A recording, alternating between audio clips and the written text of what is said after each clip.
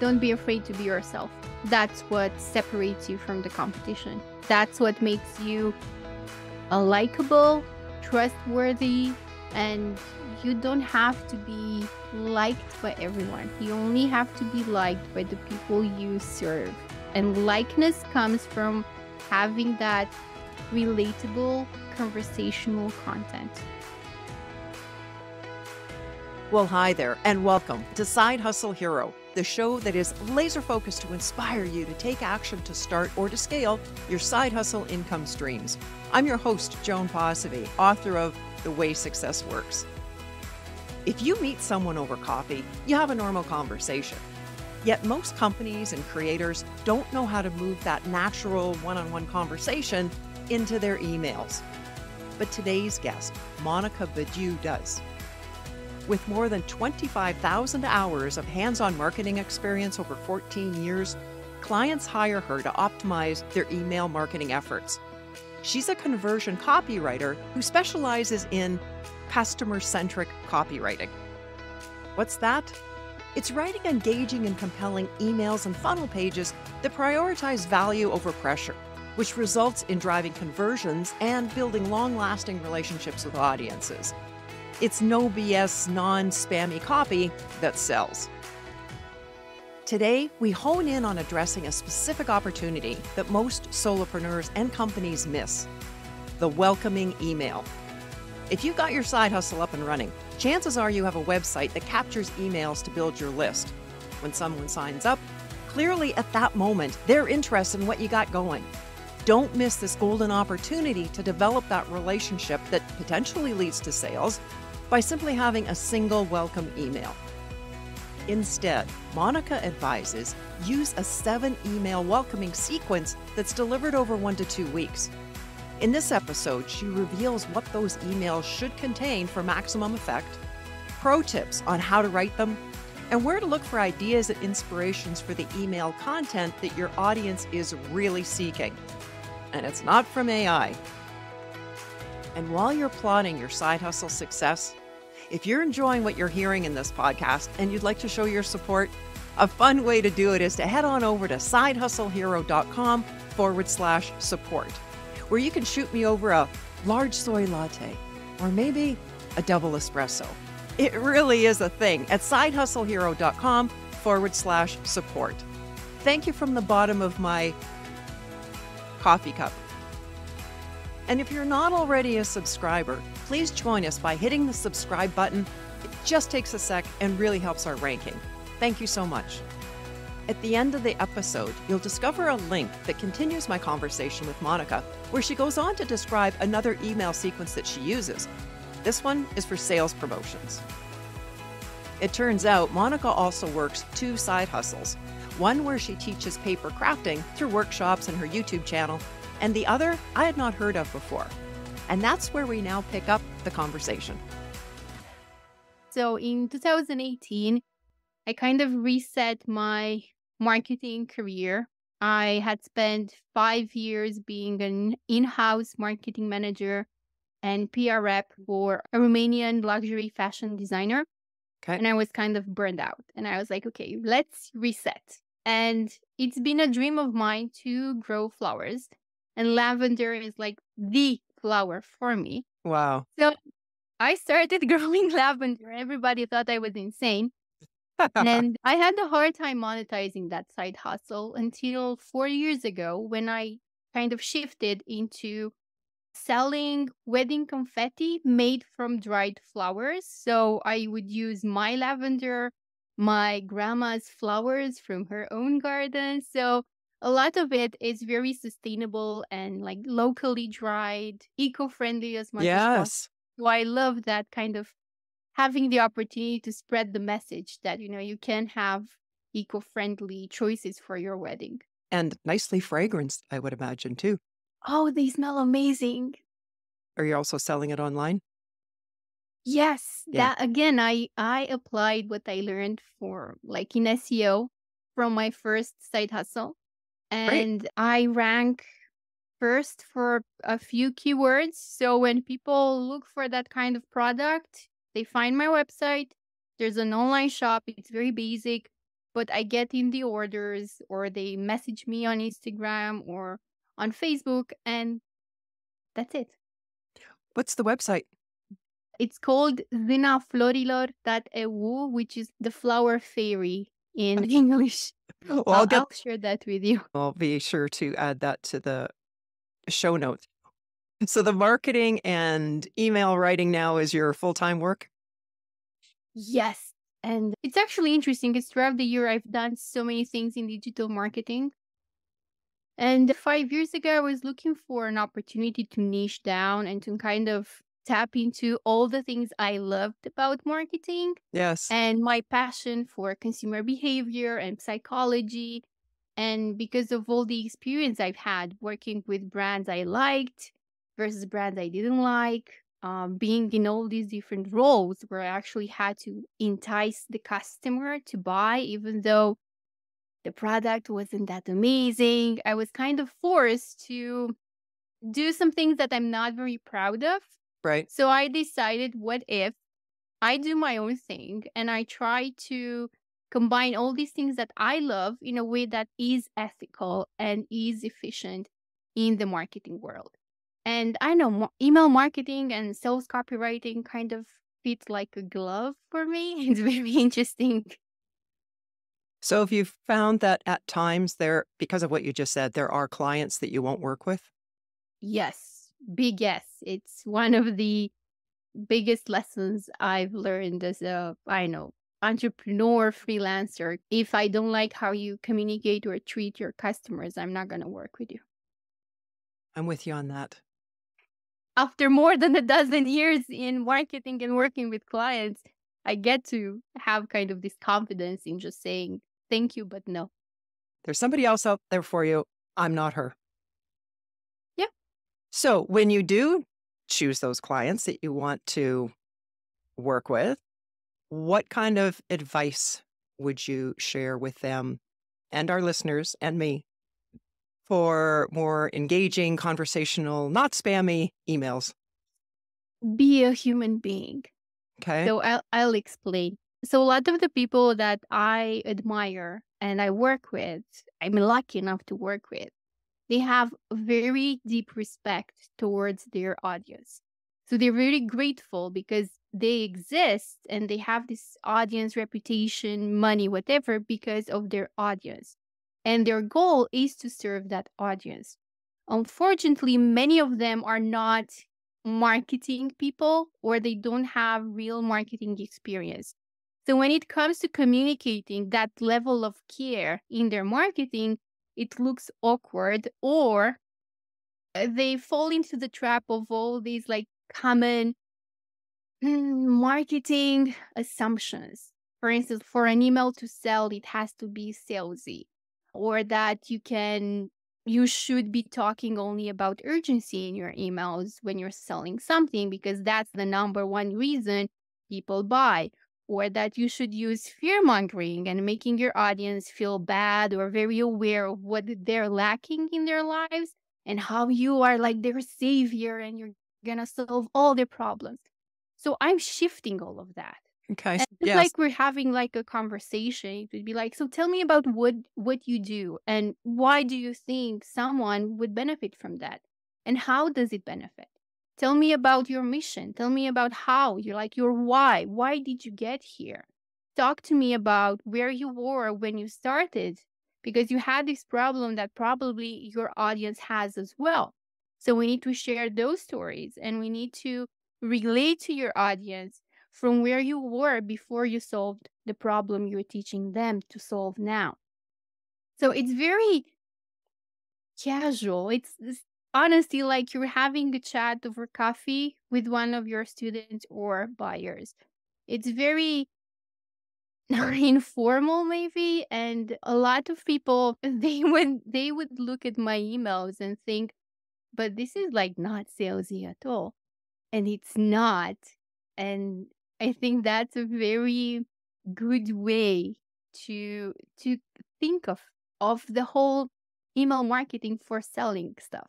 You don't have to be salesy to sell. You can talk to your audience just like you'd have a normal conversation one on one. Hey, Monica, so what are you doing today? I mean, for me, it's like April, and I know that in April, this stuff happens. Is this happening for you as well? If it is, then you're going to love what's coming next because I'm going to share a few tips with you to help you solve this specific problem. And it's based on my own experience or whatever. So it's a very natural, elegant, discreet way of talking to your audience. And yes, there is a place for sales messaging as well. And I can talk about that if you guys want, because Yeah. it can help you understand marketing and email marketing and sales messaging from like a different perspective.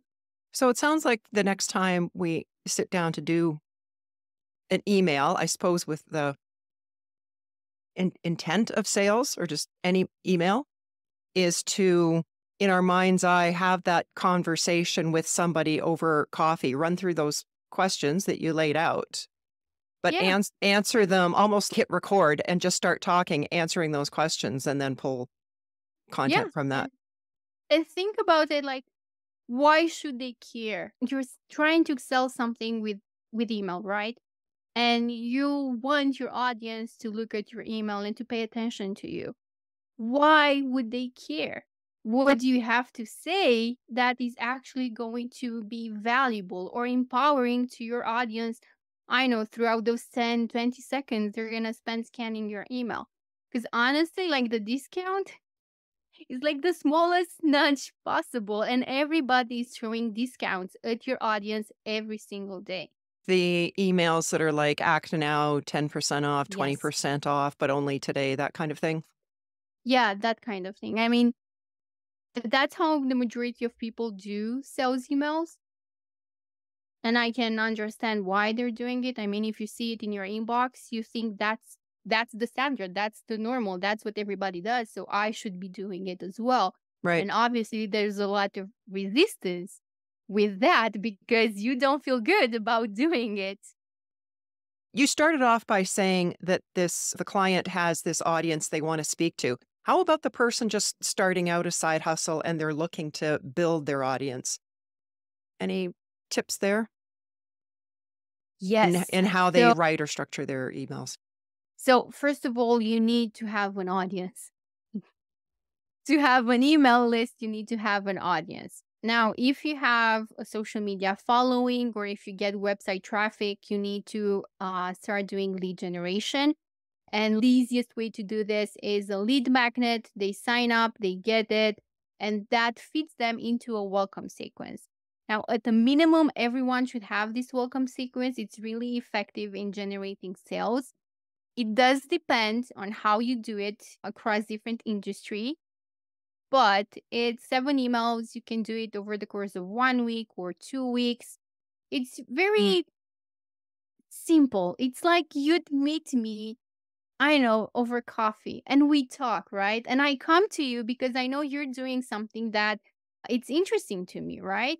So let's say the two of us meet over coffee and you've never met me before. You've just saw maybe an ad or something. And it's, so, hey, Monica, tell me more about you. And that's the first email. It's, hey, John. So my name is Monica. I'm so grateful you took the time to meet with me.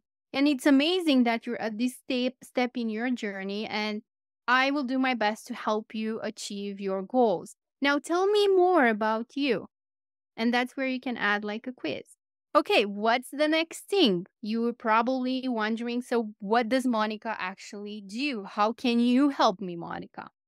My next email is going to be about that. Because at this point, if they've just signed up for your newsletter, say, or responded to that thing that you put out as a lead generator, they're basically, by doing that, saying to you, I'm interested in what you have. So I had another guest, it was a little while back, saying for most people, that's a real missed opportunity, is they send that email that acknowledges the sign up or they got the download or whatever it is, and then that's where it ends. Yeah, I mean, there are Yeah. industries that don't do anything after the initial, we got your email, and they'll just throw a sales message, I know, 1 month later or sometime randomly when they need the cash flow. And I've talked about this before on other podcasts, and it's baffling. I mean, if you're like, If maybe, I know you have a bakery or a sandwich shop, whatever, and somebody signs up to get like a 10% discount. Cool. But what do you do next? Especially if you're like a small business, you can use email to communicate, to engage, to create a relationship with your audience. It's not only about like, hey, give me your money. If you're like a handmade creator, or I know you sell stuff on Etsy, again, same thing. Right. Because with email marketing and that welcome sequence, you're doing more than just here's a discount or here's free stuff. You're creating a very specific positioning in the market for your brand. If that's their first interaction with you, they need to know why, who, how, Right. and I know everything else about you. What's your mission? Who have you helped? What are other people saying? You mentioned you suggest 7 emails in that first. Yes. So recap those topics again. The first one was basically an Introduction. The second one is what you do, but not in a way that's salesy, right? So the second one could be like, here's what I do and how I can help people and who are the people I can help. And it could be like a story. You don't have to say, I'm just Monica and I do email marketing copywriter. And if you want to work with me, here are my services, right? Right. Yeah. The third one could be your mission. I mean, why did you create what you create? How are you giving back to the community? What's your goal with this? Is it to build a legacy? Who is that for? Is it to help your community? Do you have a mission to create a business that's like female run or whatever? Do you have a thing for saving the environment? How are you creating impact? What's your mission in the world? And that's a very powerful way to establish yourself as a brand in the mind of your customer, because that kind of gives them a justification to say, so I'm not going to buy from Monica now because maybe I just don't need her services, but that creates a spot in their memory saying Monica is someone who has these values and Right. wants to achieve this. Yes. So whether or not I'm the right fit for her, I will still remember those details. Maybe I will recommend her to other people, or when I'm going to need her services, I might go to her because we have similar values. And it starts to position you as the expert in the field too. Yeah, exactly. Yeah. The fourth email, you can switch these a little bit around. You can Sure. give them some like valuable content, some valuable insights depending on your industry. I know how to choose the best sandwich bread, how to make your best bread or whatever. So you can do that there. Fifth one could be an introduction to the offer or the community you've built, or sharing success stories, or simply sharing stuff from other people who have worked with you. So, hey, Monica, by this time, you've spent some time checking out our emails. And again, thank you for that. I know it's not easy. We hope it's been entertaining. Now, over the next few weeks, we hope you're going to continue to communicate over email. But why should you pay attention to us? Why should you read my content? Why should you come to my sandwich shop? Or why should you buy coffee from me? Well, this is what some of our clients are saying. And just add the actual customer language, the testimonial that says your coffee shop is so cozy, or that the staff is doing such a great job to accommodate everybody, or I know your restaurant is dog friendly. Then the last two emails, depending on what you do, they could just be a soft sales pitch. You can start with say, "Hey Monica, so far we know that you're someone who does this. And by now, you know that we do this. So we wanted to show you or to introduce you to some of the things we have available for people just like you. So our most popular offer is this amazing coffee that people love, or I know this course or this coaching program. Now, because you're new in our community, we wanted to extend a gift, which is this offer. Right. You'll find all the details on this page, or if you don't have a website, I know, you just introduce them there. You can send them to a video on your social media. Great. Right? So there Yeah. are all these different things. And the last Yes. last email could be a reminder to claim that gift, or I know, something else about your offer. Again, it kind of depends on What Sure. is it that you do? Sure. But the idea is don't let it stop just at that person signed up for whatever and leave it there. You'd mentioned some kind of a lead magnet or lead generator. In your experience, what types are actually effective?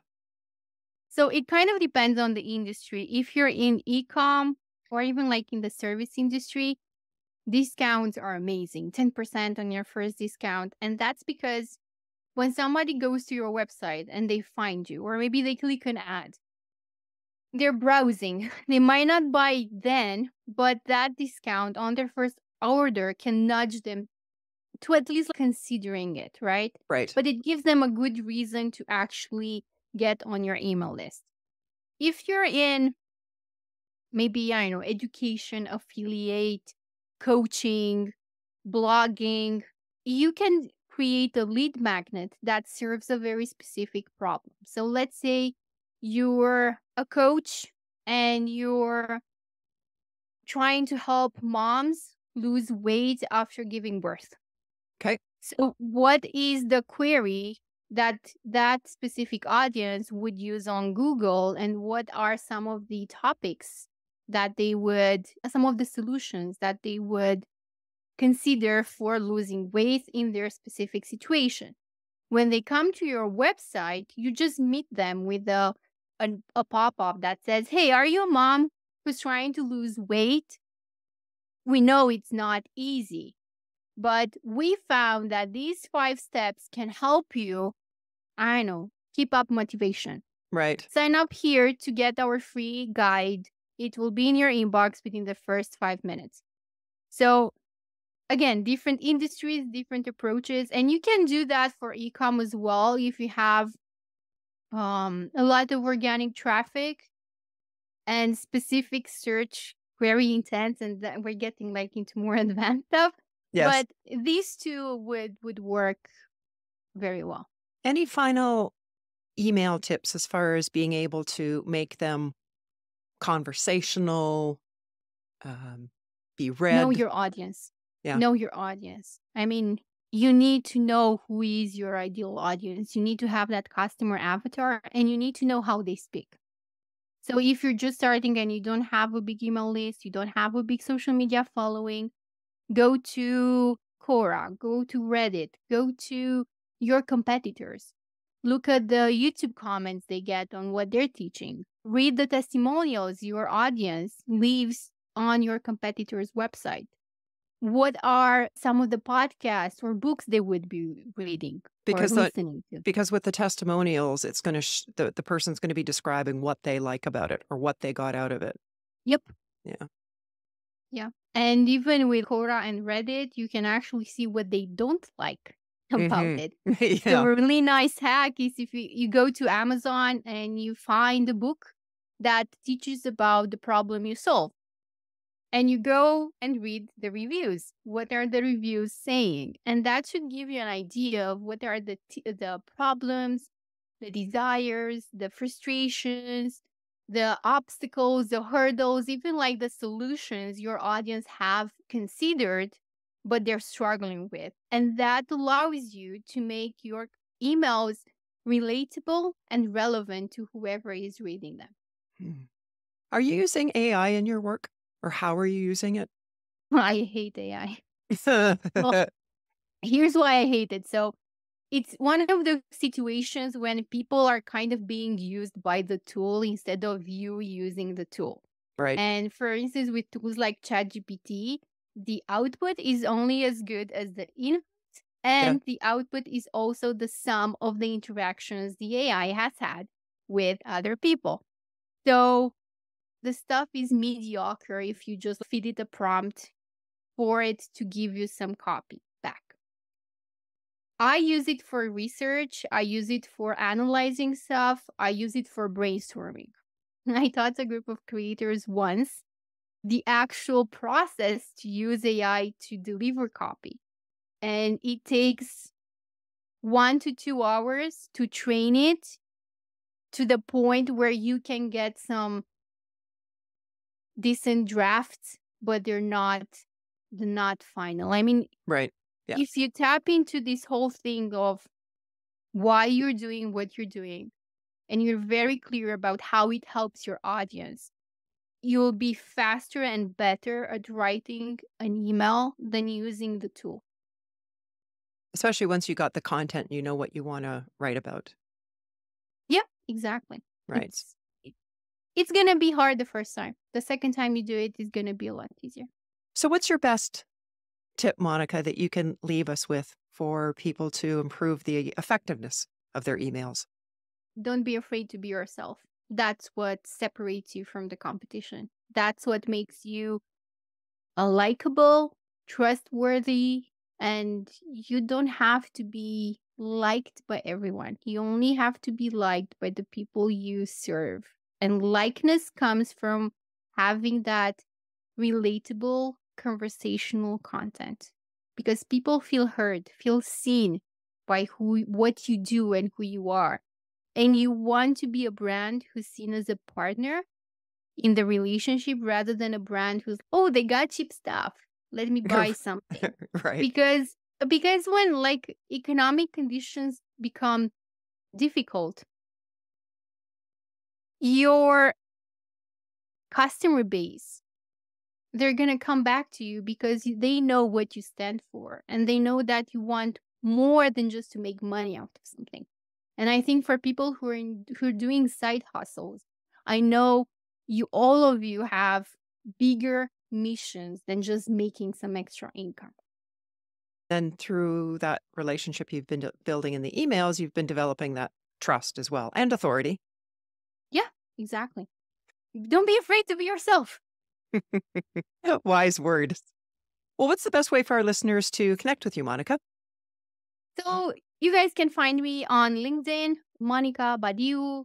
You can find me on YouTube. I do weekly email reviews there, and I show people what's a good email, and so they can learn best practices from the best people in the industry. Nice. And you guys can find me on my website. It's my name, monicabadiu.com. You'll find copywriting tips. You'll find consumer behavior insights. Lots of really cool stuff that I've been sharing over the last few years. That's great. And we'll be sure, Monica, to have those links in the show notes. Thank you so much for your insights and tips on effective emails. I know for myself, I really need to work on that conversational piece. So that's a great reminder. And I look forward to listening to this interview multiple times, certainly the next time I go to write an email. And thank you again for being today's Side Hustle Hero. Thank you for having me. Having more of a conversational style in my emails is something I'm definitely working on. One thing I've found helpful to use is a dictation tool or app. Right now, I use a free version of speechnotes.co/dictate when I'm working at my desktop or a laptop. I just click on the microphone and talk away like I'm having a conversation with someone. It transcribes it as I go, then I just copy and paste it into an email. A few minor tweaks, and then it's good to go. There's more of my conversation with Monica than you just heard. In a separate video, she describes what goes into crafting an email sales promotion. It consists of an 11-email sequence that's delivered over the course of 2 weeks. You can check it out at sidehustlehero.com/93. That's the episode number. Similar to how she described the type of content that goes into the welcoming sequence, she does the same for a targeted sales campaign. Well, that's a wrap for today. You'll find links to the pages Monica mentioned, as well as her side hustles and the full show notes at our website, sidehustlehero.com. If you're enjoying what you're seeing in this podcast, I'd be so grateful if you would take a moment and add your comment, share the episode, and please subscribe. It'll let others know that there's valuable content here to help them start or grow their side hustle. Thanks for watching, and hustle on.